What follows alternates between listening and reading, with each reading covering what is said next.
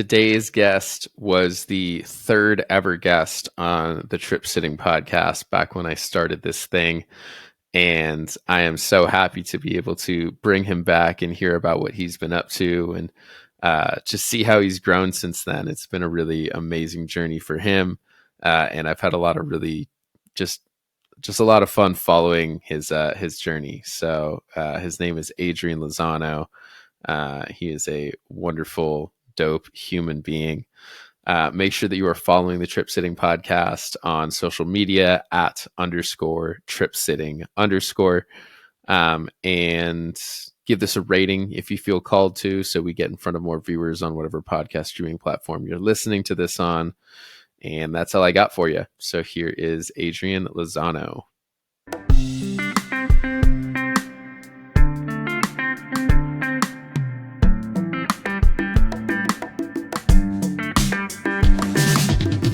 But yeah, I just moved up here to the mountains about 3 months ago, and now I'm in the process of buying a home, and I'm going to be here permanently. What's that been like, buying a home? It's stressful. It's been a lot of just them looking at my finances and them like poking at things, and I'm just like, oh man. But it's been good, and now I'm like past 90% past the finish line, so I'm about to close probably in the next 2 weeks. Wow, that's exciting. I saw that you posted yesterday a little story about being a little nervous with the loan officer. Yeah, because they want to know what you're doing for work and all of that, and I was like, should I tell them? Like, yeah, just say that you're a holistic practitioner and put your website that it's a legitimate thing. And I did that, and then to my surprise, I mean, she's microdosing, so she started doing it, and then she's like, "Trust me, the right person's going to read this, and they're gonna know." And I'm like, "Okay." She's like, and then to my surprise, she called me the next day and was like, "Hey, so it got approved, and the person reading it wants to know more about your work." And I was like, "What?" So that's awesome. It was great. It was like having a trust with my work and, letting go of my resistance. And then I had this in my mind. I'm like, this person behind here is going to be like this old timey person that's going to be like, what the fuck? Oh, hell no. And then, it just turned out that they also want to do this work. Turns out people want to feel good and they want to heal, I guess. Yeah. To my surprise, I was like, okay. Yeah, it is always interesting, sort of like the narratives that we have in our head about certain people and certain people that are in certain jobs, how we really expect them to be a certain way, and based on the stereotypes that we've heard and that we've grown up with that we've never really had to deal with before.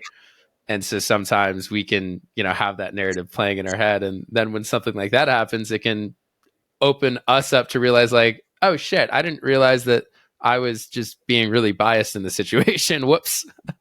And also, to be fair, like, it's the bias that people that I perceive they have against our work as well. Yeah. It's very fair bias to have, a lot of people don't understand it, but to my surprise, this person, they probably, I mean, at this point, everyone knows about psychedelics and mushrooms and all that. So I was like, oh, okay, cool. I still have no idea what to tell people when I meet people and they ask what I do for work. Like I think I give a different answer every single time now, because there are so many different things that are involved in it, and I assume that's the same with you. Like, it's not just one thing. Yeah, no, it depends on who I feel the vibe and the energy of the room, and then sometimes I do want to talk about, sometimes I don't. But yeah. So you have been on the podcast before. For anybody that might be listening right now that hasn't listened to it, which probably haven't, you were episode 4 of the podcast. Like, legitimately. And actually that means you were the third person ever on the podcast, because the second and third episode was just one person that we split into 2 episodes. Nice. So you were the third person ever on this podcast. That was back when I started, probably sometime in October of 2022. Yep. And I can't believe I'm still doing this right now. So I'm very grateful for that we get to be here a year and a half later and have this conversation. But I've been following your journey since then. and it seems like you have certainly had a journey, my friend. Yeah, since we last spoke, I think that was, I mean, the year and a half is when I started growing deeper into this service and growing what I'm doing. And then now I'm seeing the fruition of that. And it's been quite beautiful, you know, to see it where it's at now and where it's going to go. So how is it? Let's just go back to then. Like, how is it started to? How did it start to transform then, and how has it led you here? Yeah. So when the last time we talked, I think I mean, I've been doing this work for about 4 years now, but the first 2 years I was really kind of in the shadows with it and doing my own inner work and kind of finding my voice within what I'm doing. And then I would say the last year and a half that has I started growing into my comfort zone and really knowing that what the work that I'm doing is a channel and really finding my voice within that. And through that, others have seen others that have wanted to work with me and work that can see my vision as well, that have helped me amplify it, which is kind of cool to be in that place. We'll just pick up from where we left off. Nice. Uh, take two, because life is not perfect, and the recording just stopped, and now we're going again, and I forget exactly where we stopped, but I believe you were talking about how you got started with mycology psychology. Yeah. So, like I was saying, so yeah, I have been. I'm friends with Rome, the founder, and I've known about them. We both lived in San Diego, so I was connected with her when she had just started the company initially, and that was also when I was just really starting to grow my own platform as well, my own business. And they gave me the opportunity to join, but at that time I was kind of being stubborn. I was like, no, I want to do my own thing and kind of see where this goes. And I think that was very much needed because I got to really grow into my own voice and my own comfort zone and kind of what I'm doing and be a lot more intentional. And then last year I was a teacher in their training cohort where I taught a module, and that was really like stepping into my comfort zone because I've never done something like that. And I realized like I love doing it and I love teaching others, like something that I'm really passionate about. And they saw that. And then a few months ago, she reached out to me again and was like, hey, would really want to work with you again. And I was like, okay, well, what do you have for me? And then she's like, I want you to run our training program. And I was like, okay, yeah. I'm like, it seems like a good opportunity. Bet. Yeah, I was like, all right, let's do it. And it's really that I knew where as far as I can go, and I know I could do it by myself, but I really have been wanting to be part of a bigger vision, a part of a bigger organization, really. And I thought as this could be like a bigger playground to play in. And it has been that, like, she gave me a lot of creative freedom with, things I wanted to change to it and add to it, make it better, fine tune it. I got like, I sent out a survey to the last cohort and I took what they said and made this one a lot better. So, and Mhm. it's been great so far. We're in like week 4 of it, and I had like live integration calls. We're adding a retreat to it as well. So it's going to be the first retreat that they've ever hosted, which is going to be in Denver, Colorado. So I'm really excited about that. And yeah, like that really, Mm. it's funny because I've had other companies reach out to me too, but I'm very intentional about who I work with, especially because I have worked with a company before who I saw wasn't in full integrity, and I that kind of turned me away from bigger companies, just to be honest. And then when Rome reached out to me, somebody else reached out to me. I had like other companies, and I was like, you know what? I'm gonna sit with my teachers. Hmm. I did 2 ceremonies, and the mushrooms were like, "Yep, do it. Like this is it." And I was like, "All right." And it's like a full body yes, and everything else was a no. And that's when basically when I decided to come on. And Rome jokes around, it's like, "You were playing hard to get." I'm like, "I know, but I just need to know that what I'm putting my energy into is in alignment with what my values are, and it is." And they're doing great things. They have a big platform and a team of practitioners. And now going into it, I realized that community is really what I was looking for as well. So now I have a community of practitioners that are doing this work, and then I get to work on other projects as well. And since I joined mycology, my own personal practice has grown. So I've been working with a lot more clients. I'm doing this training program and seeing like things come into fruition. Like this is what I've been wanting for a long time. So Hmm. I'm really glad that the vision worked and that, they really see who I am and really value the work that I do. And now we get to amplify the mission a little bit more.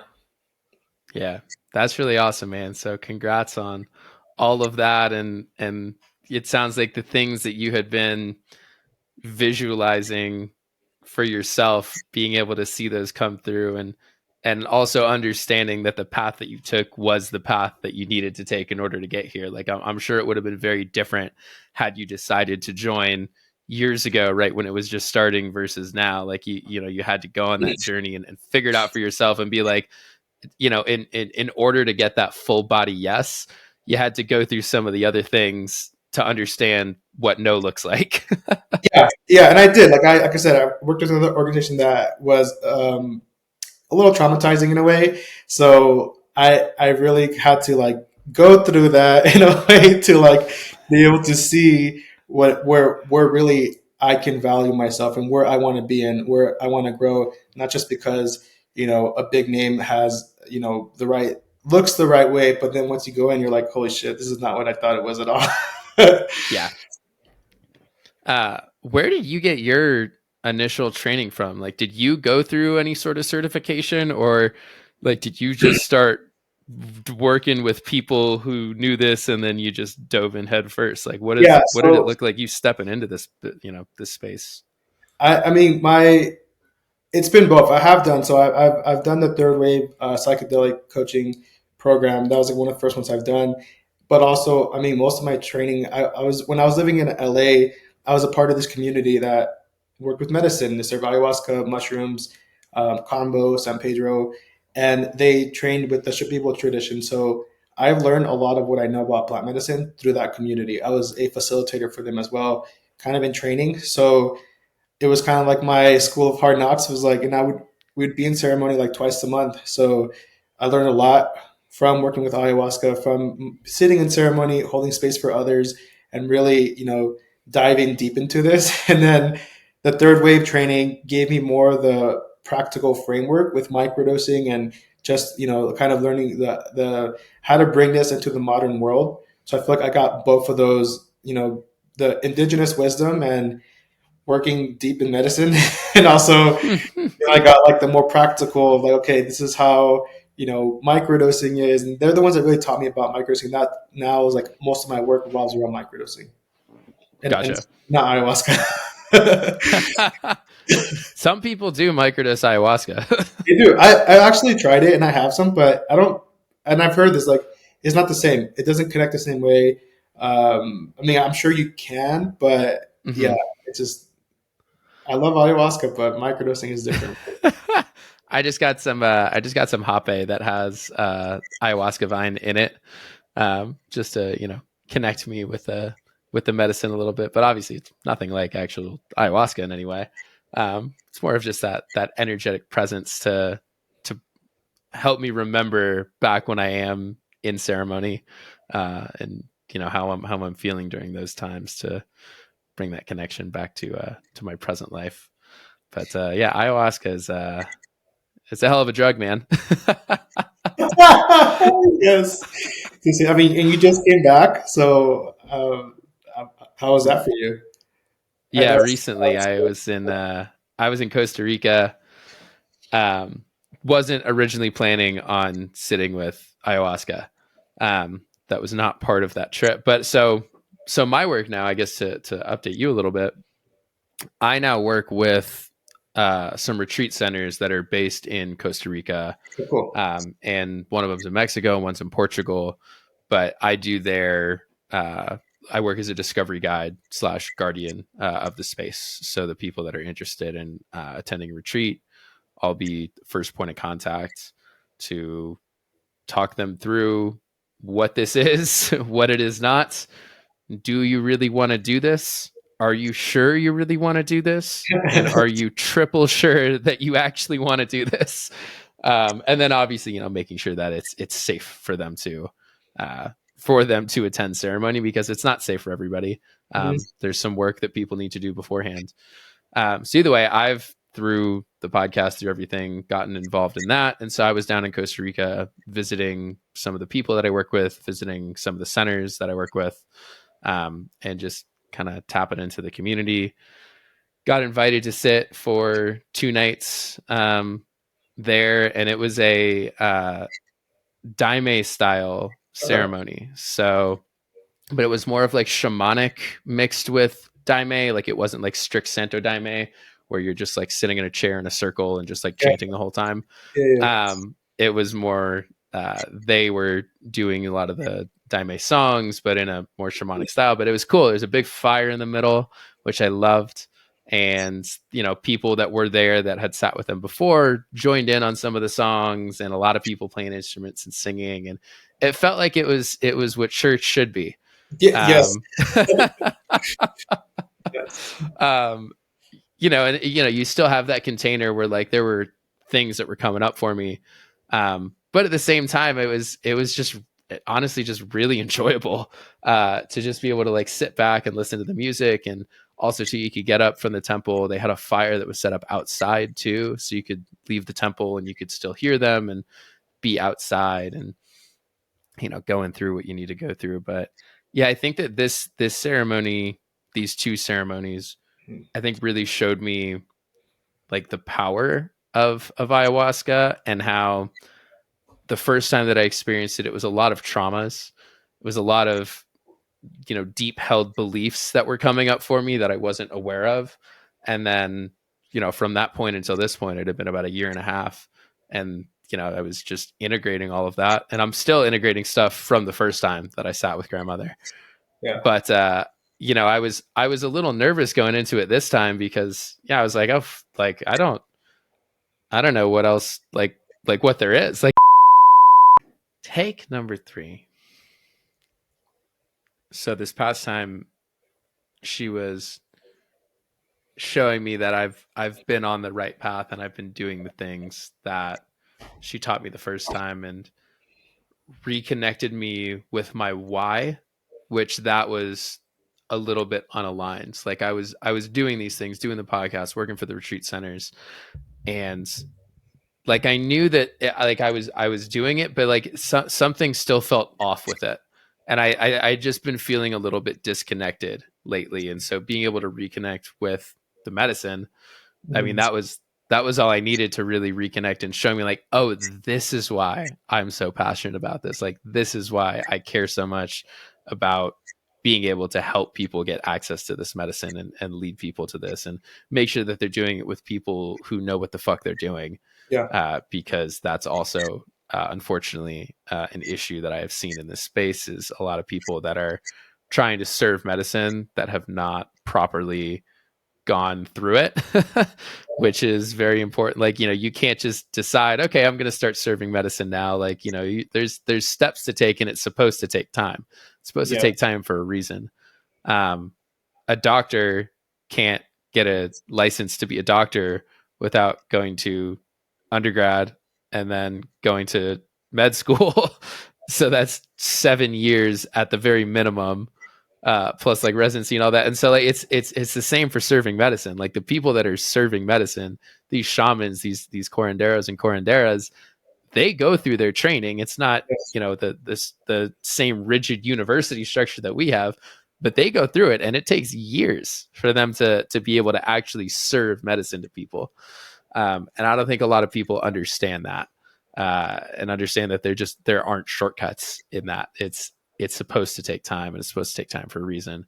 So I'm very passionate about making sure that people understand that when yes, they are looking to receive medicine, that they're allowed to ask the questions about, you know, how long these people have been serving for, and that it's important to. And if people are sidesteppy about it, you know, make sure that the energy feels aligned.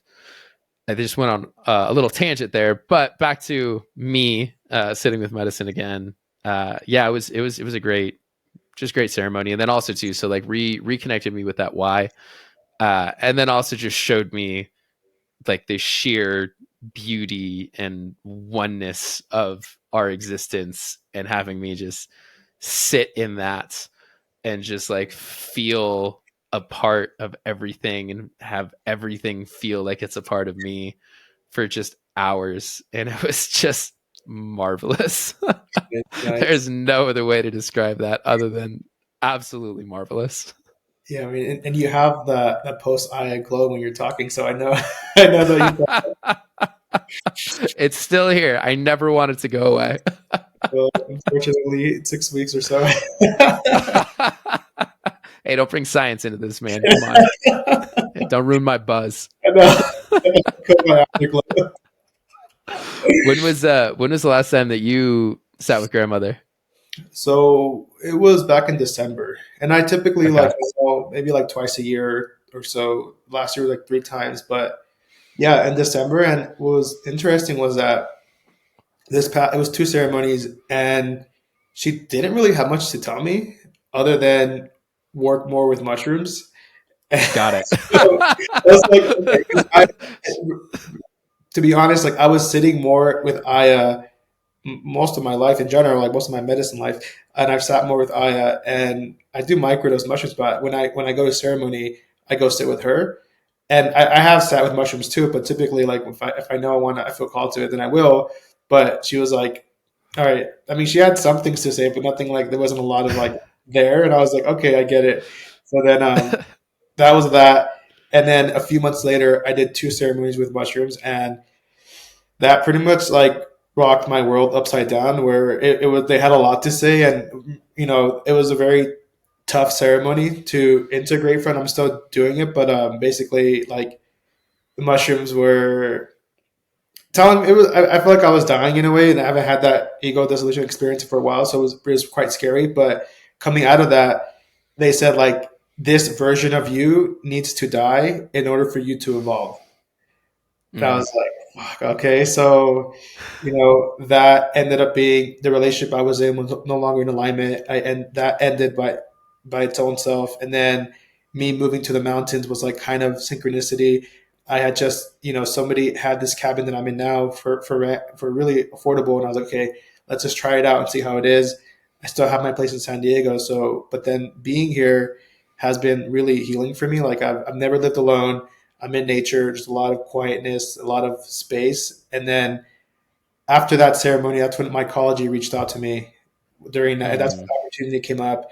And I was like, oh, okay, like I needed to have space to be able to really grow into this path. And that is my biggest thing, that my biggest intention is to step deeper into this work and to be able to make it happen. And then now I have a lot of space. Like I'm no longer in that relationship. I'm no longer in the city.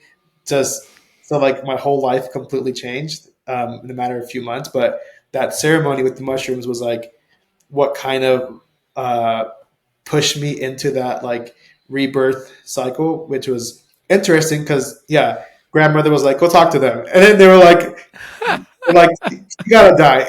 I'm like, Yeah. so I was like, so, and yeah, I now know like I'm going to work deeper with mushrooms. I'm still integrating that experience. So I'm going to wait. Yeah. I mean, and it makes sense. Like I hold space for mushrooms. So it makes sense that I was like, I don't really have anything to tell you, but go talk to them. And then, they had a lot of things to say. So it's cool how the different plants work differently. And I think for like kind of to what you said about your first ceremony, I've sat the most with Aya, and it was a lot of like trauma, shadow work, deep rooted things that I didn't even know were there, like generational trauma that I had. But I feel a strong connection to the mushrooms. And actually, I've been to Mexico a few times. I've been to Oaxaca. I sat with a curandera.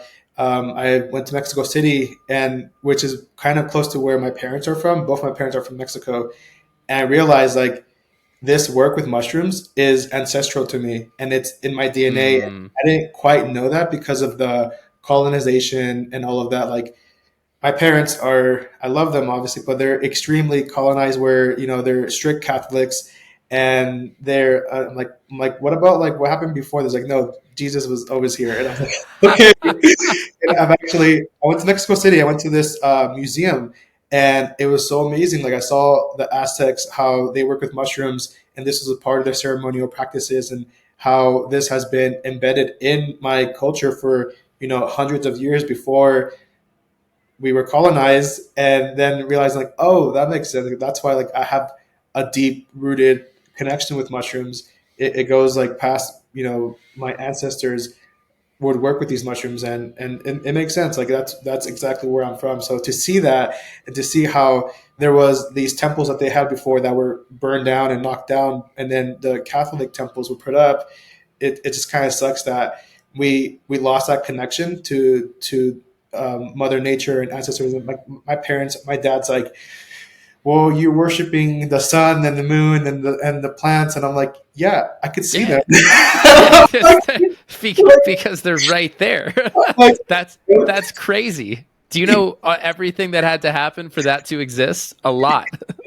like we should worship them. So but now with my parents, that was a lot of like generational stuff that I was healing with them. But we've come to this understanding that my dad is very passionate about what he's into, and I get that same thing.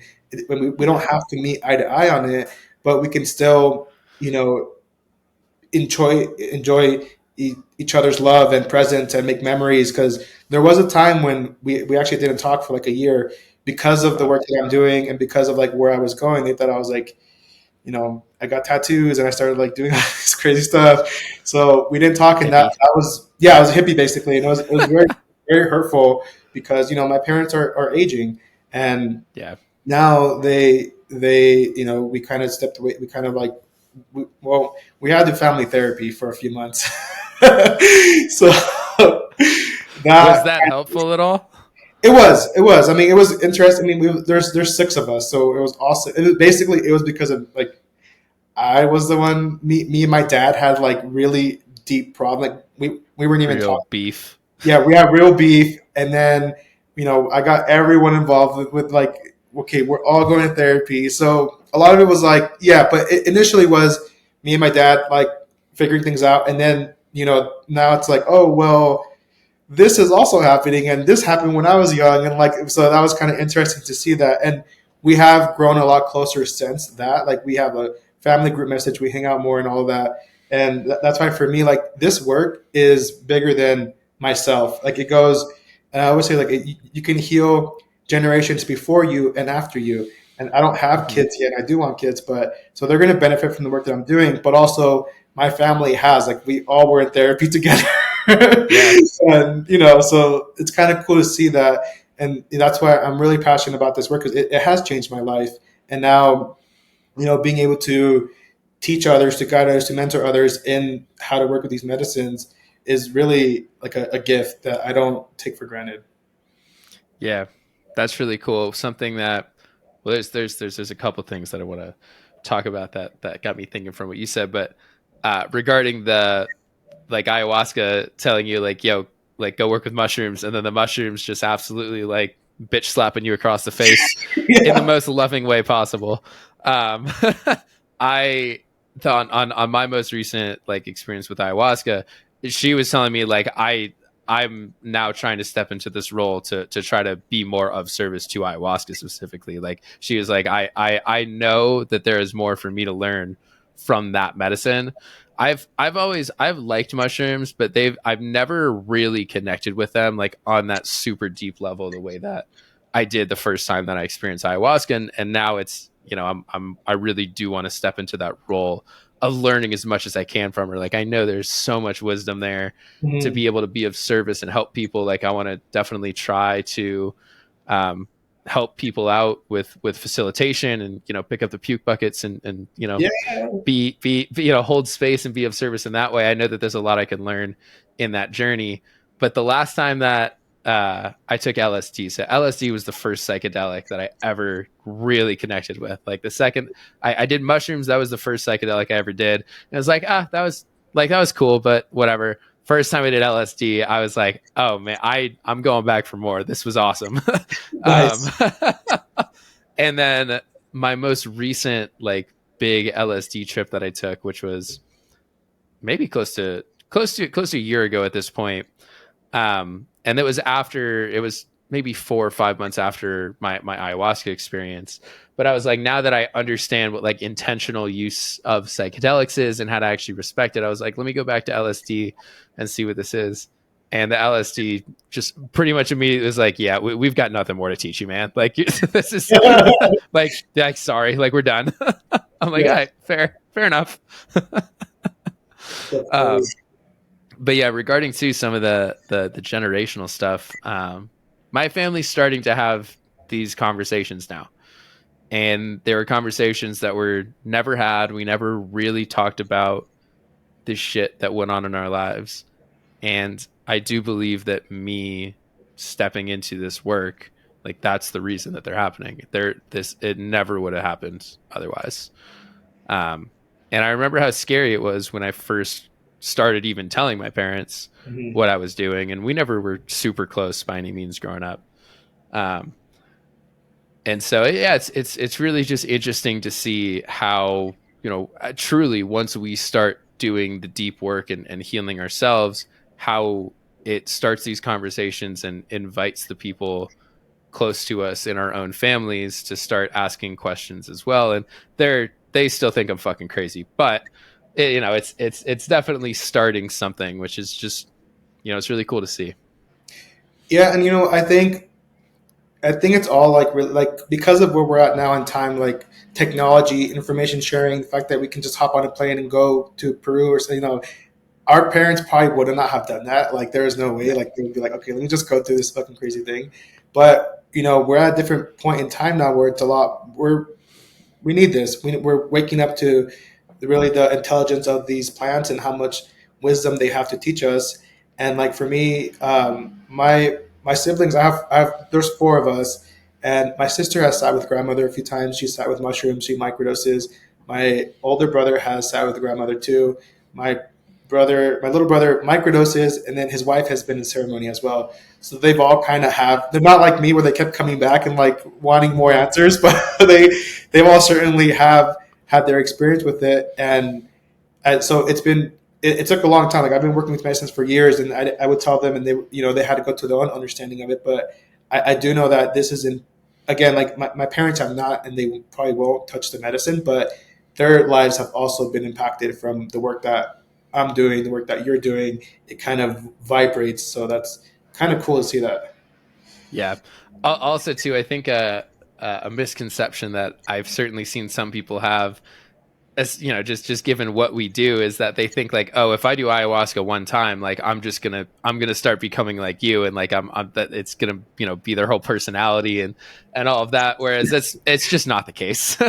my Yeah. my girlfriend, she had never sat before, and she sat when we were in Costa Rica when we got invited.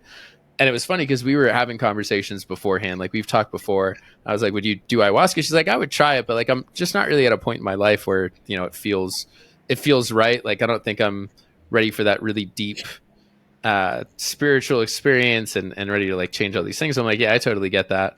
And then when we were invited, she was like, okay, I mean, this all just came together way too perfectly, so like it'd be dumb not to say yes. And we were talking to one of the people that put this retreat together, and it was a guy and a girl that were in a relationship, and the girl is the one that was just really passionate about all of this. And she, the first time she sat with Aya, she knew that she needed to come back and do that. And then the guy who's there too was telling us, he's like, yeah, I like it, but I don't love it the way she does. And that and that made my girlfriend feel like way better going into it, about like, okay, like you don't have to be fucking crazy about this thing in order to do it. And she had a really great experience, and she would definitely do it again. But it certainly wasn't the same that it was for me, where I'm like, I need to learn more right now. My girlfriend was more like, yeah, it was a great experience and I got a lot out of it, but she's not dying to make this her entire personality. Yeah, yeah. I mean, I think one thing I read today, that sometimes when there's a message that's very clear for us to get out into the world, like we could be also channeling for the plant as well.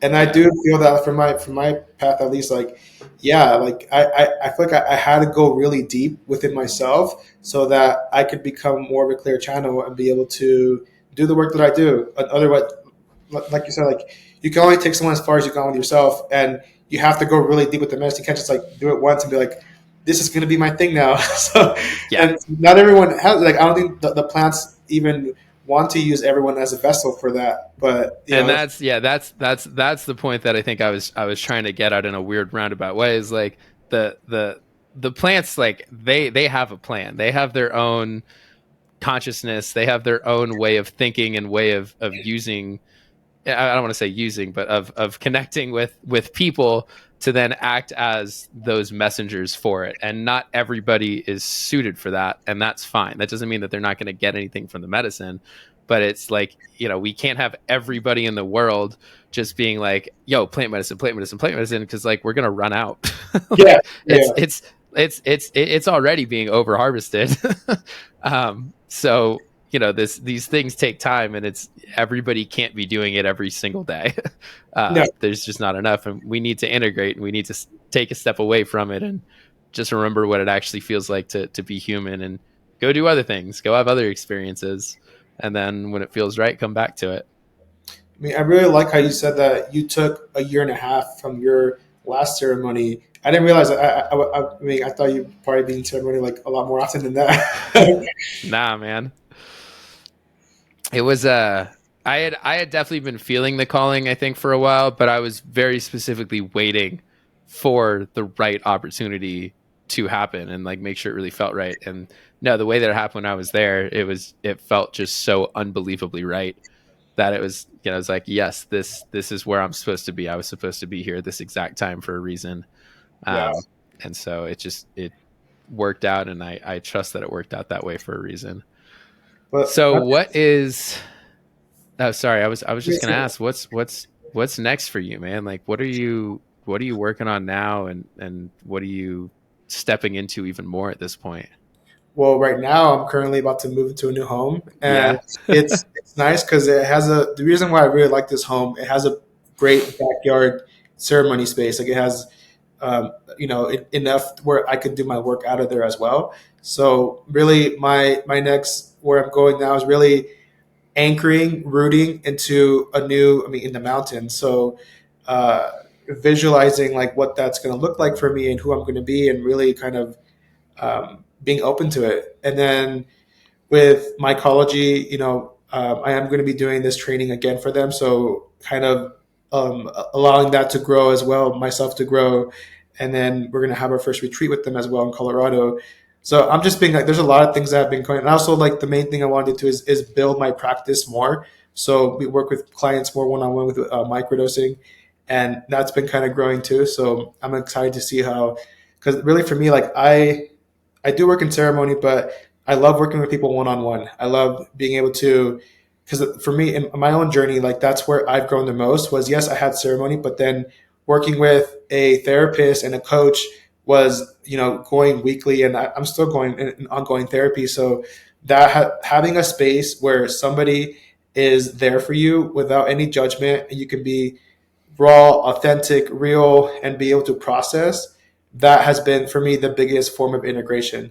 So being able to support others on that as well in my own way has been like what I've been kind of calling in. And now I'm kind of starting to see that kind of organically grow. So I'm really excited about that, to do more one-on-one work with people.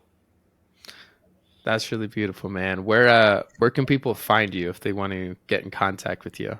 Yeah, my Instagram is Lozano at Lozano.flows, website LozanoFlows.com. Also on the mycology psychology website, you can find me under the practitioners too.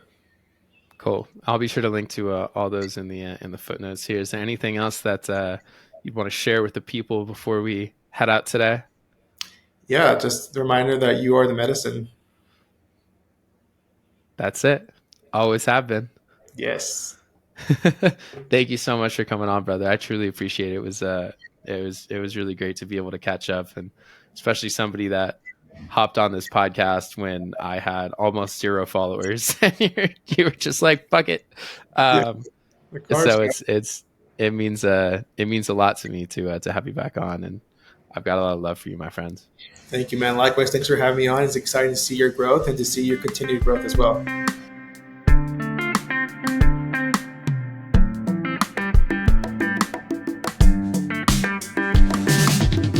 That's all I got today. Thank you, everybody, for listening, following us along on this journey that we call life. I hope everybody has a beautiful rest of your day, afternoon, or evening, wherever and whatever time you are listening to this at. I appreciate each and every one of you, and wishing you guys much love.